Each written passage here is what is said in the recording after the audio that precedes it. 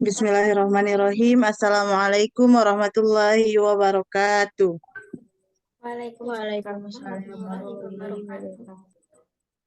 Alhamdulillahi rabbil alamin wa bihi nasta'in wa ala umuri dunya waddin wa ala alihi wa sahbihi ajmain. Pertama-tama marilah kita panjatkan puji bersyukur kita atas kehadiran Allah Subhanahu wa taala dan tak lupa pula salawat beriringkan salam sanjungan kehadiran Nabi besar Muhammad sallallahu alaihi wasallam. Di sini kami dari kelompok 12 yang beranggotakan saya sendiri Aminah Febriani dengan NIM 220030004 sebagai moderator. Selanjutnya yaitu Feni Adelia Kontesa dengan NIM 22003-158 sebagai pemateri pertama.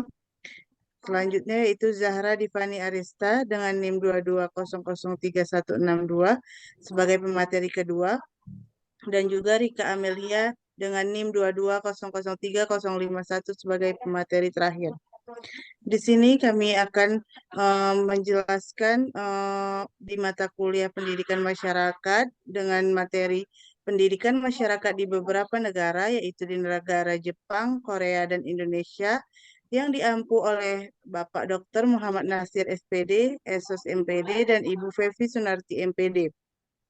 Selanjutnya materi pertama yang akan dibacakan oleh Feni Adelia Kontesa. Kepada Feni dipersilahkan. Baiklah, terima kasih kepada moderator. Materi yang pertama yaitu pendidikan masyarakat di Jepang.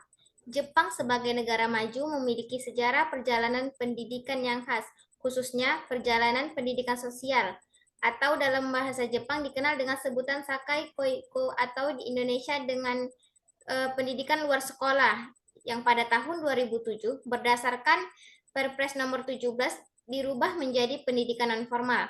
Diterapkannya konsep pendidikan sosial diharapkan mampu merubah budaya belajar masyarakat secara revolusioner.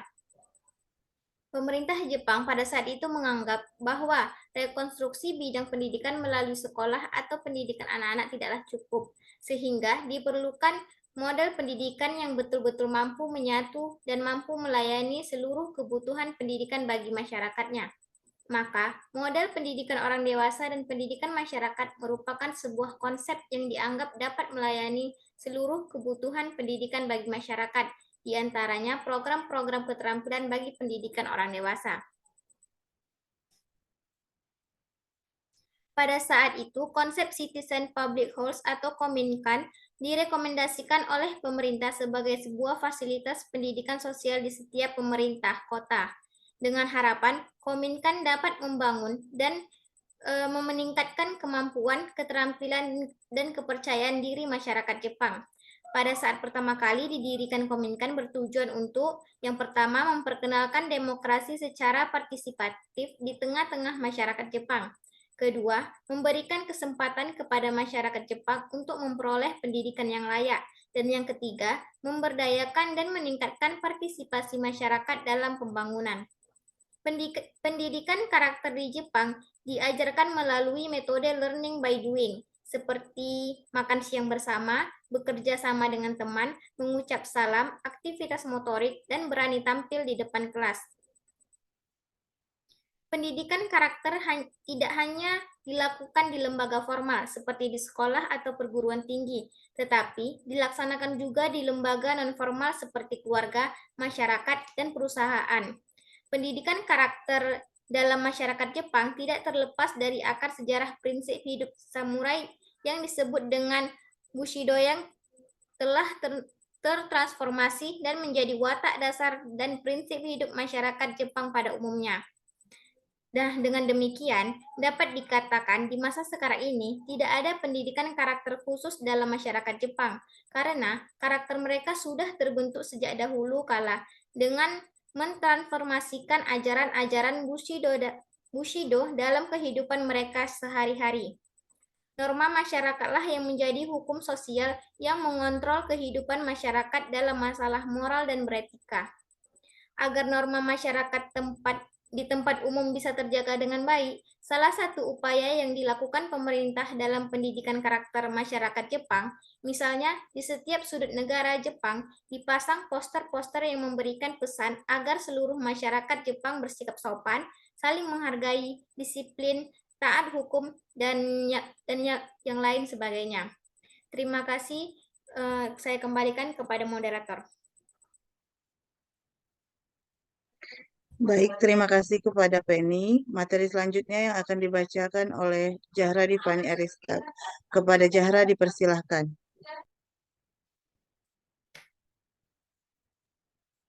Terima kasih kepada moderator. Selanjutnya saya akan menjelaskan mengenai pendidikan masyarakat di Korea. Pendidikan di Korea Selatan dilaksanakan dalam beberapa jenjang, yaitu jenjang pendidikan primer atau primary education, pendidikan sekunder, secondary education, dan pendidikan tinggi atau high education. Pembagian jenjang pendidikan didasarkan usia peserta didik. Korea Selatan berdasarkan data yang dijabarkan oleh The Learning Curve Person atau PLC pada tahun 2014 menduduki peringkat 1. Adapun pencapaian negara Korea Selatan sebagai sistem pendidikan nomor 1, jika dilihat dari data secara tidak langsung, dipengaruhi oleh perhatian pemerintah Korea Selatan terhadap bidang pendidikan, penyediaan anggaran pendidikan yang besar melalui alokasi anggaran pendidikan.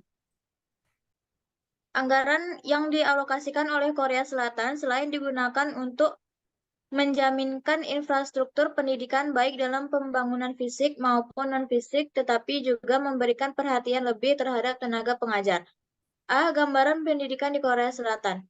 Sistem pendidikan di Korea Selatan menggunakan umur, bukan lewat pengetahuan, nilai, ataupun tes. Selain dilihat dari faktor umur, faktor bulan kelahiran juga menentukan. Struktur pendidikan di Korea Selatan berformasi sama dengan yang di Indonesia menurut Riana tahun 2008, yakni 6 tahun untuk sekolah dasar, 3 tahun untuk sekolah menengah pertama, 3 tahun untuk sekolah menengah atas, dan 4 tahun untuk meneruskan di universitas.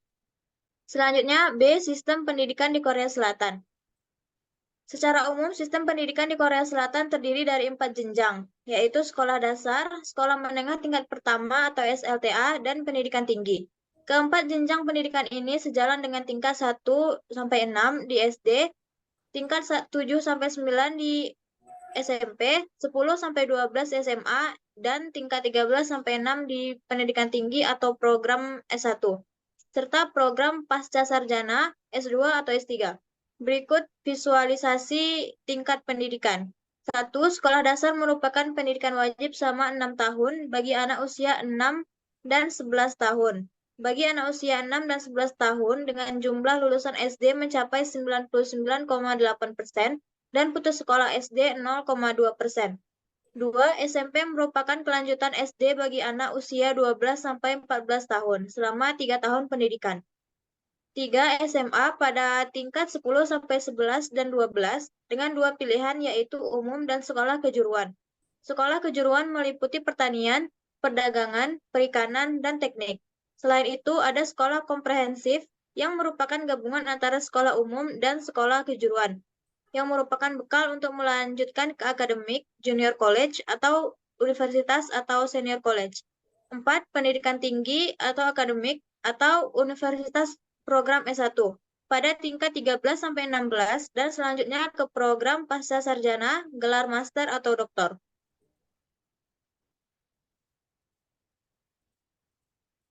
Terima kasih, saya lanjutkan ke moderator. Terima kasih kepada Zahra. Materi terakhir yang akan dibacakan oleh Rika Amelia. Kepada Rika dipersilakan. Baik, terima kasih kepada moderator. Di sini saya akan membacakan materi terakhir yang C, pendidikan masyarakat di Indonesia. Pendidikan berbasis masyarakat menurut si Bohombing dalam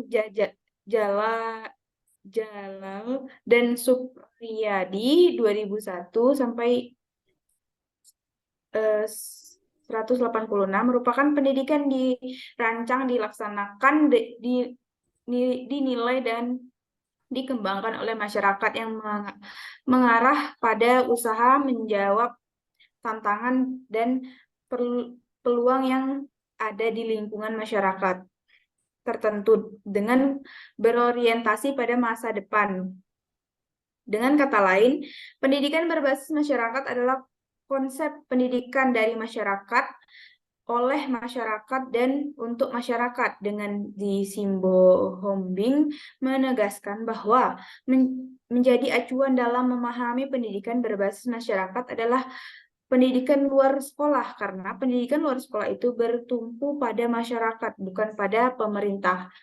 Dapat mengambil bentuk pusat bagi belajar mengajar atau PKBM yang tumbuh subur dan masyarakat berlomba-lomba untuk mendirikannya. Kemudian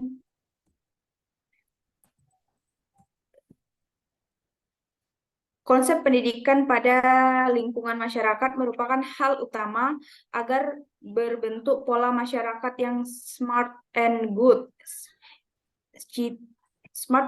citizen.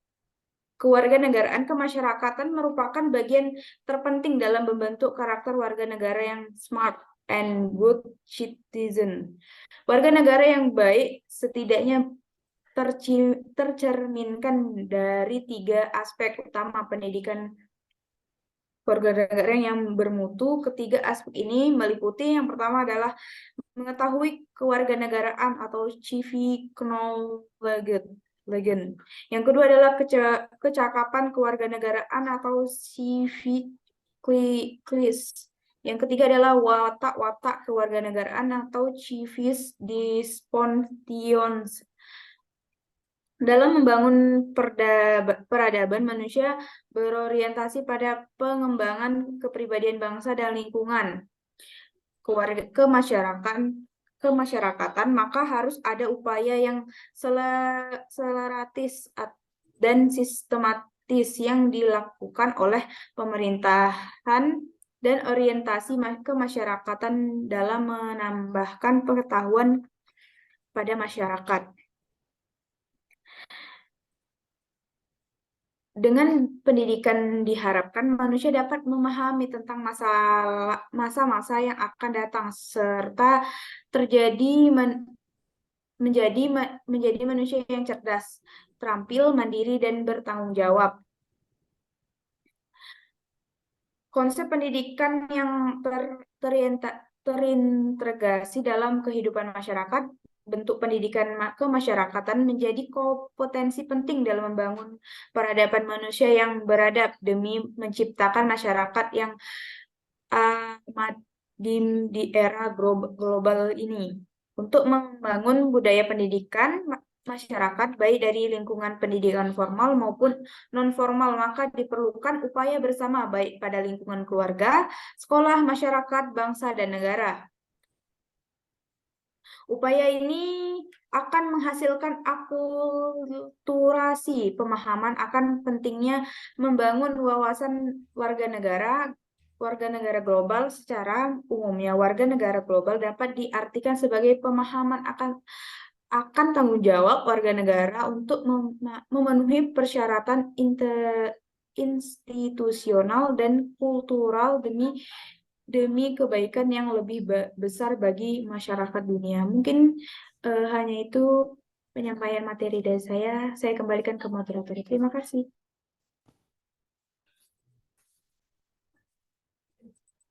Terima kasih kepada Rika Amelia sebagai pemateri terakhir kita.